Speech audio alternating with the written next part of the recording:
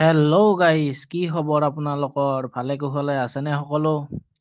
আহকচোন আমি সৰিয়হ ছজনা মিলি এটা সুন্দৰ ৰেচিপি তৈয়াৰ কৰোঁ।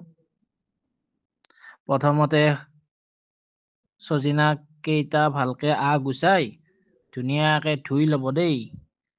তাৰপিছত ধুই মেলি পানীটো যাব দিব, আকৌ অলপ শুকাব দিব। শুকাই মেলি আমি এটা পেষ্ট তৈয়াৰ কৰিব লাগিব হা। সৰিয়হ দিব, সৰিয়হৰ লগত আদা নহৰু জলকীয়া চব মিলি মিক্সাৰ গ্ৰাইণ্ডাৰত দি মিক্স কৰাই ল'ব, ভালকে পেষ্ট বনাই ল'ব। তাৰপিছত কেৰাহীত তেল দিব, তেল দি ছজিনাটো ফ্ৰাই কৰি ল'ব ধুনীয়াকে হা। তাৰপিছত নিমখ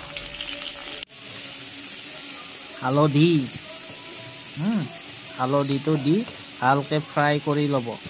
ফ্ৰাই কৰি তাৰপিছত আমি যে তৈয়াৰ কৰিছিলোঁ যে এটা সৰিয়হৰ আদা নহৰুৰ এটা পেষ্ট, সেই পেষ্টটো তাত ঢালি দিব। ঢালি দিয়াৰ পিছত অলপ গৰম পানী দি ভালকে উতলি দিব। উতলাই মেলি ভালকে অলপ বইল কৰিব দিব, বইল হ'ব দিব লাগিব। তাৰপিছত অলপ উতলাই মেলি ৰাখিব যাতে গ্ৰেভিটো সুন্দৰ হয়। তাৰপিছত হৈ গ'ল আমাৰ সৰিয়হৰ লগত ছজিনাৰ এটা সুন্দৰ ৰেচিপি।